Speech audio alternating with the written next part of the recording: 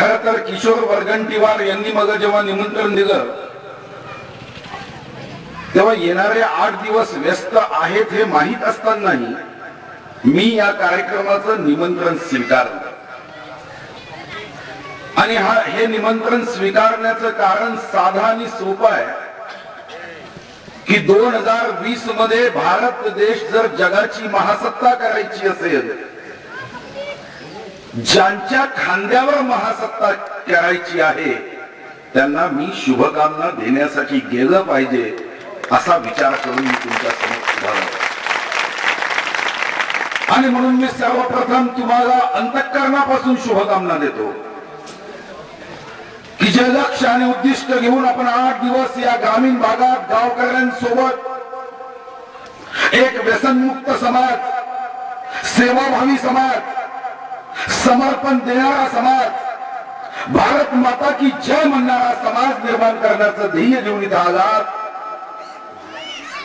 ते ध्येय पूर्ण होण्याची ताकद तुमच्या मनगटात ईश्वर देव आणि तुम्ही इतकी उंच आकाशापर्यंत उडण्याची क्षमता ईश्वराने तुमच्यात निर्माण करावी की उद्या जेव्हा या राज्यात राष्ट्रीय सेवा योजनेच्या पथकाचा चर्चा केल्या जाईल, इतिहास लिहिला जाईल, तेव्हा आनंद निकेतन महाविद्यालयाच्या विद्यार्थ्यांचा गौरवशाली निश्चितपणे इतिहासामध्ये नोंद होईल. जेव्हा मी पत्रिका वाचत होतो तेव्हा महाराष्ट्र शासनाचा पहिला सर्वोत्कृष्ट पुरस्कार प्राप्त केला, महाराष्ट्र शासनाचा दुसरा 2006 मध्ये आपण पुरस्कार प्राप्त केला, तर निश्चितच तुमच्या महाविद्यालयासाठी आणि तुमच्यासाठी अभिनंदनीय गोष्ट आहे. पण हे अभिनंदन करताना मी मंचावर बसून एक मनात विचार करतो की जेव्हा विद्यापीठाने राष्ट्रसंत तुकडोजी महाराज विद्यापीठ होण्याच्या अगोदर नागपूर या नावाने प्रसिद्ध असणारं नागपूर विद्यापीठ यामध्ये राष्ट्रीय सेवा योजना ज्या भावनेने निर्माण केली, ती भावना आज खरंच आपण मूर्त स्वरूपामध्ये आणू शकलो का याचं मात्र तुम्हाला मला चिंतन केलं पाहिजे. मी जेव्हा कॉलेजमध्ये शिकायचो तेव्हा राष्ट्रीय सेवा पथक किंवा योजना नव्हती, पण कधीतरी कोणाच्या डोक्यात आलं की राष्ट्रीय सेवा योजनेच्या माध्यमातून विद्यार्थी घडवला पाहिजे. पण दुर्दैवाने घडवताना जेव्हाही मंचावर एखादा विद्यार्थी किंवा नेता येतो तेव्हा तो महामानव डॉक्टर बाबासाहेब आंबेडकरांना मानाचा मुजरा करतो, कोणी महात्मा ज्योतिबा फुलेंना आदरांजली व्यक्त करतो, कोणी महात्मा गांधींचं स्मरण करतो. पण तुमचा आमचा सर्वात मोठा कोणता प्रश्न असेल तर हम गांधी जी को मानते हैं, उनकी नहीं मानते, हम अंबेडकर जी को मानते हैं मगर उनकी नहीं मानते, असा एक समाज घडायला सुरुवात झाली आहे. मग हा समाज जर बदलवायचा असेल तर राष्ट्रीय सेवा योजनेच्या माध्यमातून त्याचं मन सेवाभावी व्हावं. कारण असं म्हणतात की जर एक पाण्याचा थेंब हा तव्यावर पडला तर त्याचं अस्तित्व नष्ट होते, तोच पाण्याचा थेंब हा कमल पुष्पावर पडला तर तो चमकतो, तोच पाण्याचा थेंब हा जर शिंपल्यात पडला तर मात्र त्याचा मोती होतो. पाण्याचा थेंब तोच आहे, पण सहवास कसा आहे, संस्कार कसे आहे यावर त्याच्या आयुष्यातलं भविष्य ठरत असते. त्या आमिर खानच्या चित्रपटाचं गाणं बरोबर आहे कि पापा कहते हैं बड़ा नाम करेगा, बेटा हमारा ऐसा कोई काम करेगा. असा प्रत्येक माता पित्याला वाटतं की आपल्या मुलांनी आपल्या कुटुंबाच्या नावाचा उद्धार करावा, आपल्या मुलांनी दुसऱ्यांनी आपल्या मुलाचा गौरव करावा असं वागावं. आणि अनेकदा असं वाटतं की आपला मुलगा म्हणजे साने गुरुजीच्या श्याम सारखा सेवाभावी व्हावा. पण संगत चांगली नसेल, कानावर पडणारे विचार चांगले नसेल तर निश्चितपणे आपण तव्यावर पडणाऱ्या थेंबासारखं जीवन जगतो. आज जगामध्ये स्पर्धा आहे, कौशल्य आणि एक्सलन्स याशिवाय आता जगात फक्त पदवीला महत्व नाही आहे. मग तुम्ही जेव्हा राष्ट्रीय सेवा योजनेच्या पथकाच्या निमित्ताने 8 दिवस इथं आलात तर ते फक्त गुणपत्रिकेमध्ये 10 गुण जास्त प्राप्त व्हावे याकरता जर आला असाल तर मग तुमचं जीवन तव्याच्या थेंबासारखं आहे की फक्त मला मार्कशीट मध्ये 10 गुण जास्त मिळते. आपण गुणासाठी आलो आहे पण त्या कागदावरच्या नव्हे, आयुष्यातल्या गुणासाठी आलो आहे की आयुष्यामध्ये मी गुणवान व्हावं, माझ्यामध्ये समाजातली चांगली गुण. असं म्हणतात की प्रत्येक व्यक्तीमध्ये एकूण 147 गुण आणि दोष आहे, याच्यापैकी काही ना काही असतात. एखाद्यामध्ये दोष सुद्धा हा त्याचा जो दोष आहे त्याचा जर व्यवस्थित उपयोग केला तर तो दोष सुद्धा मर्मस्थानावरून शक्तिस्थानावर जातो. महात्मा गांधींचं अतिशय सुंदर उदाहरण आहे की महात्मा गांधी तर रागीट होते, राग हे त्यांचं मर्मस्थान होतं, पण जे मर्मस्थान होतं तेच महात्मा गांधीचं शक्तिस्थान झालं. जेव्हा दक्षिण आफ्रिकेमध्ये फर्स्ट क्लासच्या डब्यामधून महात्मा गांधींचं सामान हे इंग्रज गोऱ्या लोकांनी प्लॅटफॉर्मवर फेकलं, महात्मा गांधी ने अशी मूठ आकाशाकडे नेली आणि म्हणाले कि जिस डब्बे से आपने मुझे फेंका है, जिन लोगों ने मुझे फेंका है, उनको मैं भारत देश से उठा के फेंक दूंगा. जे मर्मस्थान होतं ते शक्तिस्थान आहे. आणि मग हे शक्तिस्थान प्रत्येकामध्ये 147 पैकी काही ना काही गुण दोष आहे. माझ्यामध्येही गुण आहे तर माझ्यामध्ये दोष आहे. असा जगात व्यक्तीच नाही की ज्याच्यामध्ये दोष नाही. आता एखादा माणूस असतो तो कमी बोलणारा असतो, तो बोलतच नाही, पण त्याने आयुष्यामध्ये करिअर करताना जर तो सेल्समन झाला तर तो आपल्या आयुष्यातलं करिअर चांगलं करू शकत नाही. कारण सेल्समन व्हायचं असेल तर त्याला चांगलं बोलता आलं पाहिजे, त्याला जास्त बडबड करता आली पाहिजे. मग करिअर निवडताना जर त्यांनी सेल्समन करिअर निवडलं तर हे त्याचं मर्मस्थान आहे. पण तो सीआयडी आणि गुप्तचर खात्यात गेला तर ते शक्तिस्थान आहे. तर सीआयडी मध्ये माणसाने कमी बोललं पाहिजे, जास्त 2 कानं जे उघडे देवाने ठेवले ते आपण ऐकण्याचा प्रयत्न केला पाहिजे. आपण सेवेच्या माध्यमातून इथं आपण एकत्र आलो आहोत, पण हे सेवा करताना एक गोष्ट आयुष्यामध्ये लक्षात ठेवा की का राष्ट्रीय सेवा योजनेमध्ये आपण 50-55 वर्षाच्या लोकांना एकत्र आणून त्यांच्यावर संस्कार करण्याचा प्रयत्न का नाही करत. तर गोष्ट साधी आहे, ती लहानपणी आणि एका विशिष्ट वयात जे ग्रहण करतो ती ग्रहण करण्याची क्षमता नंतर कमी होते. मी एकदा ताडोब्याला गेलो. ताडोब्याला एक मोठा महाकाय हत्ती एका अतिशय बारीक शृंखलेमध्ये दोरखंडामध्ये बांधला गेला होता. मी त्याला विचारलं तिच्या गार्डला, अरे हा हत्ती इतका महाकाय आहे, याच्या पायातले दोरखंड इतकं कमजोर आहे की या हत्तीने एक मोठा झटका दिला तर हे दोरखंड तुटून जाते. तो म्हणाला भाऊ हे खरं आहे की जर या हत्तीने याच्यामध्ये जी शक्ती आहे त्या शक्तीने झटका दिला तर हे दोरखंड एका सेकंदात तुटेल. तुम्ही म्हणता ते खरं आहे, पण हा हत्ती कधीच असा झटका देऊन दोरखंड तोडण्याचा प्रयत्न करणार नाही. म्हणजे असं काय, तर हत्ती जेव्हा लहान होता तेव्हा हा दोरखंड आम्ही जेव्हा बांधायचो तो तोडण्याचा प्रयत्न करायचा, पण नंतर मात्र त्याच्या मेंदूमध्ये हे फीड झालं की हा दोरखंड ही लोखंडाची दोर आपण तोडू शकत नाही आणि मग तो आयुष्यभर कधीच त्याच्या वाटेला जात नाही. आपल्या आयुष्यामध्ये सुद्धा असंच होतं की कधीतरी आपण लहानपणी मी गरीब आहे, मी गरीबाच्या पोटी जन्म घेतलाय हा विचार जो आपल्या डोक्यात भरतो तर आकाशाला हात लावण्याची क्षमता तुमच्यात माझ्यात आहे, पण हात लावताना मात्र आपली अवस्था त्या हत्तीसारखी होते की ताकद माझ्यात आहे, ताकद तुमच्यामध्ये आहे, पण परिवर्तन करताना आपण त्या शक्तीने कधी त्याचा उपयोग करत नाही. मग आपण मोहात गुंफून राहतो. त्या आसाम मध्ये माकड पकडण्याची साधी शैली आहे की एका लाकडाच्या डब्यामध्ये एक छोटस छिद्र असते ज्यातून त्या माकडाचा हात आतमध्ये जाऊ शकतो. मुंगफल्ली भरून असते. माकड त्या लाकडी आणि काचेच्या डब्यात जातो, मुंगफल्ली पाहतो, हात आत टाकतो, मुंगफल्ली हातात घेतो, पण नंतर मात्र जेव्हा ती मुंगफल्ली भरलेली मूठ बाहेर काढण्याचा प्रयत्न करतो तेव्हा मूठ मोठी झाली असते, छिद्र छोट असतं, मूठ बाहेर निघत नाही. झालं, माकड पकडला जातो. त्याला असं वाटत नाही की मी हे मुंगफली सोडून देतो, हात वरती काढला तर मी निघू शकतो. पण माकडाच्या मनात मुंगफली सोडण्याचा मोह हा मात्र सुटत नाही आणि तो माकड आसाम मधल्या जंगल विभागामध्ये पकडला जातो, कारण तो मोहात अटकतो. आपण इथे जेव्हा आलात तेव्हा राष्ट्रीय सेवा योजनेच्या माध्यमातून आलात तेव्हा अजून जास्त गुणवान व्हावं, अजून शक्तिशाली व्हावं. समाजामध्ये आज अडचणी आहे, समाजामध्ये दुःख आहे, वेदना आहे.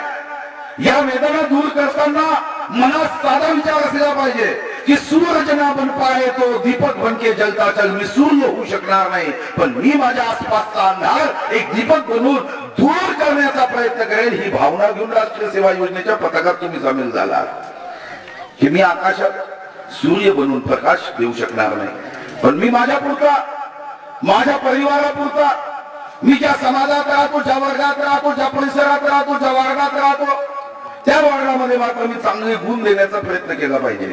गोष्ट साधी आहे. तुम्हीही ऐकलं असेल, मीही वाचलं की इंसान अपने गलतियों का वकील रहता है और दूसरे के गलतियों का जज होता है.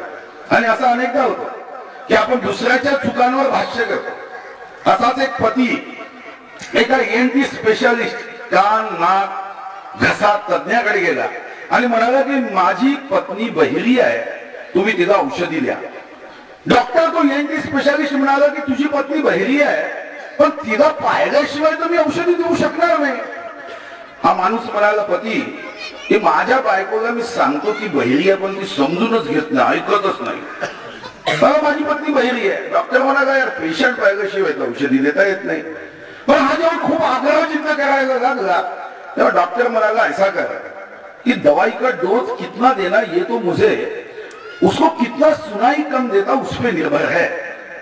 तू घर में जा और घर में जाके 15 फीट दूर से अपने पत्नी को एक प्रश्न पूछ, फिर 10 फीट से पूछ, फिर 5 फीट से पूछ, कहां से जवाब आता है, कितने अंतर से आता है, मुझे आके बता. पती गेला आणि त्यांनी बायकोला आवाज दिला 15 फुटावरून की आज कौन सी सब्जी बनाई है. आवाज, त्याला काही उत्तर आलं, ऐकू नाही आलं. मग 10 फुटावर गेलं, 10 फुटावरून विचारलं, मग 5 फुटावर गेलं, तिथून विचारलं, याला काही ऐकूच आलं नाही. मग हा जवळ गेला आणि जवळ बायकोला जोरात म्हणाला, अरे मैं 3 बार से पूछ रहा हूं कि कौन सी सब्जी बनाई है. बायको म्हणाली, मैं 3 बार से कह रही हूं कि भिंडी की बनाई है, भिंडी की बनाई है, भिंडी की बनाई है. पण आपली बायको बहिरा आहे म्हणून डॉक्टरकडे गेला. आपण सुद्धा समाजात वागत असताना आपल्याला या अवस्थेमध्ये जाता कामा नये. हे 8 दिवस आयुष्यातले जेव्हा कधी तुम्ही आपली मेमरी रिव्हर्स कराल, मोठे व्हाल, पदावर जाल, नोकरी कराल, कोणी शेतकरी होईल, पण जेव्हा आपल्या आयुष्याची मेमरी रिव्हर्स मध्ये टाकाल आणि रिव्हर्सची बटन दाबाल, आयुष्याचे हे सुनेरी क्षणच असले पाहिजे जिथं माणूस कोण श्रीमंत, कोण गरीब, कोण किती वयाचा आहे, कोण किती उंचीचा आहे, कोण गोरा आहे, कोण काळा आहे, हा विचार न करता एकत्र या भारत मातेच्या भूमातेची सेवा करायला 8 दिवस आला. आणि ईश्वराने अन्याय काही गोष्टींमध्ये कोणावर केला असेल, पण एका गोष्टीवर मात्र ईश्वराने अन्याय माझ्यावर नाही केला, तुमच्यावर केला नाही. कदाचित ईश्वराने आमिर खानला जास्त स्मार्ट बनवलं, मला मात्र गोरा रंग दिला नाही, माझ्यावर अन्याय केला. एखाद्याला टाटासारखं श्रीमंत केलं असेल आणि दुसरा मात्र गाडीचा ड्रायव्हर असेल, पण देवाने मात्र एका गोष्टीमध्ये कधीच अन्याय केला नाही, विषमता ठेवली नाही. अमिताभ बच्चनचा दिवस 24 तासाचा आहे, माझाही दिवस 24 तासाचा आहे, आमिर खानचाही दिवस 24 तासाचा आहे आणि माझाही दिवस 24 तासाचा आहे. कारण 24 तासापेक्षा माणूस गरीब असो, श्रीमंत असो, अमिताभ असो की गावचा एखादा अविनाश असो, त्याला वेळ समान दिला. मग आपण आपल्या वेळेचा उपयोग कसा करतो यावर आपल्याला निश्चितपणे पुढे जाता येतं. नागपूर विद्यापीठाचं नाव राष्ट्रसंत तुकडोजी महाराज व्हावं हे 6 वर्ष मी संघर्ष केला. गोंडवाडा विद्यापीठाच्या निर्मितीसाठी मी पूर्ण ताकद लावली. लक्ष एकच होतं की पैशाने देश पुढे जाणार, कोणत्याही देशाची शक्ती काय. मी परवा बेरोजगार समितीची एक बैठक करायला लावली माननीय उपमुख्यमंत्री महोदयाकडे. मी ठराव मांडला होता विधानसभेत. नेपोलियन अलेक्झांडर यांनी तलवारीच्या भरोश्यावर जग जिंकलं. आता जग तलवारीच्या भरोश्यावर जिंकायचं नाही आहे, आता जग जिंकायचं ज्ञानाच्या भरोश्यावर. आणि आपण ज्ञानात कमी नाही आहोत. कधी कधी मी मनात विचार करतो की किती नशीबवान होता आपण. हा देश म्हणजे गॉड्स ओन कंट्री आहे, देवाचा देश आहे. कधी तुम्ही नॉर्वेमध्ये जा, 6 महिने अंधार आहे, 6 महिने दिवस आहे. तुम्ही लंडनला जा, पहाटे 4 वाजता सूर्य उगवतो, रात्री 10 वाजता सूर्याचा अस्त होतो, आणि काही दिवस असे आहे की 8 वाजता उगवतो, 4 वाजता अस्त होतो. अमेरिकेचा -35 सेंटीग्रेडची थंडी आहे.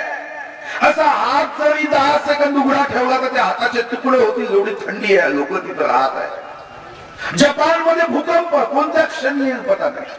भूकंप, भीती. पण आमचा देश किती सुंदर आहे. आमच्या देशाला ना भूकंपाची भीती आहे. एखाद्या वेळी छोटासा आला असेल, -35 सेंटीग्रेड.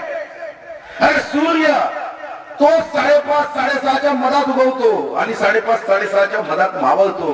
किती सुंदर देवाने आम्हाला आमच्यावर किती प्रेम केलाय मला वाटत नाही. आणि म्हणून मला आठवतं, मी अनेकदा सांगायचो की 1999 मध्ये मी काही क्षणापुरता मंत्री झालो होतो, काही दिवसांपुरता मंत्री झालो होतो. मी राजधानी एक्सप्रेस मधून जात होतो. माझ्या समोर बर्थवर एक उद्योगपती बसला होता. परिचय झाला. तो म्हणाला, मेरी कानपुर में Kanpur paper end pulp mill है. मैं 125 देशों में अपना कागज एक्सपोर्ट करता हूँ. मी एकही देश पाहिला नव्हता. उत्सुकता होती माझ्या मनात. म्हणतो कैसे दिखते विदेश के देश, कैसे दिखते, कैसा है. तो म्हणाला 124 देशों में जाके आए. मी त्याला प्रश्न केला, 124 देशों में सुंदर देश कौन सा. तो मला म्हणाला, 10 सेकंड डोळे मिटले आणि पवित्र भावनेने मला म्हणाला कि शायद मेरा हजारों जन्मों का पुण्य होगा, इसलिए मेरा जन्म हिंदुस्तान में हुआ. हिंदुस्तान से कोई अच्छा देश नहीं हो सकता, सुंदर देश नहीं हो सकता. ही भावना काय. मग जर आम्ही अशा देशामध्ये गॉड्स ओन कंट्री मध्ये जन्म घेतला आहे, तर सोन्याच्या ताटामध्ये शेण वेचायचं काम आयुष्यात करू नका. हे सोन्याचं ताट ईश्वराने आमच्या हातात दिलंय. समाज परिवर्तन तेव्हा होईल ना जेव्हा मी माझा स्वतःचा व्यक्तिगत विकास करेन. आणि खरं आहे की प्रत्येकाच्या मनात राम आणि रावण आहे. प्रत्येकाच्या मनात आहे, माझ्या आहे, तुमच्या आहे. मोहाचे प्रसंग येतात तेव्हा आपण कसे वागतो यावर हे सर्व डिपेंड आहे. अन्यथा शाळेमध्ये आपण राष्ट्रीय सेवा योजनेमध्ये काम केलं आणि त्यानंतर मात्र आपण त्या दृष्टिकोनातून विचार केला नाही, तर आपल्या आयुष्यामध्ये या साऱ्या गोष्टींचं कोणतंही महत्व हे राहत नाही. आपण एक गोष्ट लक्षात घ्या की शरीरामध्ये आपण डोकं कितीही महत्वाचं मानलं तरी जगामध्ये कोणतेही काम छोटं नाही. कारण जो छोटं काम करतो त्याचा सन्मान होतो. आपण डोकं कितीही बुद्धिमान असलं तरी नमस्कार कधी डोक्याला करत नाही, आपण नमस्कार पायालाच करतो. कोणी असा माणूस मला भेटला नाही दुसऱ्याचं डोकं असेल तर नमस्कार करायचा, असं नाही होत. पायालाच नमस्कार करतो. जगामध्ये असं कोणतंही छोटं काम नाही आहे. आणि म्हणून योगी अरविंद म्हणायचे की जो भी काम करो ईश्वर की अर्चना समझकर करो, जूता भी पॉलिश करना है तो ऐसा चमकाओ कि हम अपना चेहरा उसमें देख सके. ही भावना योगी अरविंदांनी का निर्माण केली की या माध्यमातून आपल्याला पुढे जाता आलं पाहिजे. जगात टाकाऊ गोष्ट कोणती नाही. बंद पडलेली घड्याळ सुद्धा 24 तासात 2दा बरोबर योग्य वेळ दाखवते. मग आया जगात जर काहीच टाकाऊ नाही, जगामध्ये कोणतीही गोष्ट टाकाऊ नसेल, तर मग आपण मनुष्य म्हणून ज्या श्रेष्ठ योनीमध्ये जन्म घेतला त्या योनीमध्ये प्राण्यासारखं जगू नये. प्राणी आणि आपल्यात हाच फरक आहे. कारण प्राणी भोग योनी याच्याशिवाय बाहेर जात नाही आणि मनुष्य मात्र भोग योनी आणि कर्म योनीमध्ये आपण दोघेही काम करतो. हरिण स्वतःच गवत तयार करू शकत नाही कारण तो कर्म योनीमध्ये नाही. आम्ही मात्र आपल्यासाठी धान्य निर्माण करू शकतो कारण आम्ही कर्मयोनी जगतो. मला माहित नाही पण कधीतरी मी पुस्तकात वाचलं की 84 लक्ष योनी नंतर मनुष्य योनी होते. हे जर खरं असेल तर इतकी सुंदर योनीमध्ये आमचा जर जन्म झाला असेल, अपेक्षा एवढीच आहे की राष्ट्रीय सेवा योजनेच्या या पथकाच्या माध्यमातून सर्व विद्यार्थी या ठिकाणी आले, या गावामध्ये पथनाट्य केलं, या गावामध्ये सेवा करण्याचा प्रयत्न केला, श्रमदान केलं. पण हे तात्पुरतं असता कामा नये. हे आयुष्यामध्ये महामानवाचं नाव घेण्यापेक्षा मला नेहमी वाटतं की महामानव फोटो मध्ये असण्याच्या ऐवजी महामानवाचं चित्र जेव्हा आपल्या हृदयामध्ये छापलं जाईल तेव्हा आपण अनेक चांगले निर्णय करू शकतो. आणि हे आयुष्यामध्ये निर्णय करण्यासाठी तुम्ही खरं तर जेवणाचा वेळ 11 वाजताचा असताना 1:15 वाजता माझं भाषण ऐकत आहात। मला माहित आहे की मेंदूचा मार्ग हा पोटातून जातो।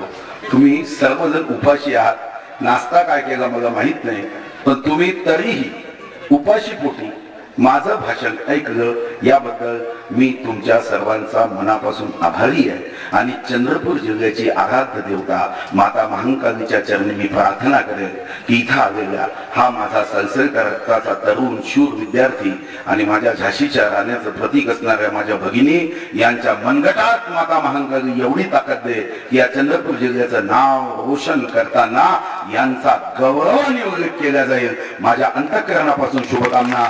धन्यवाद।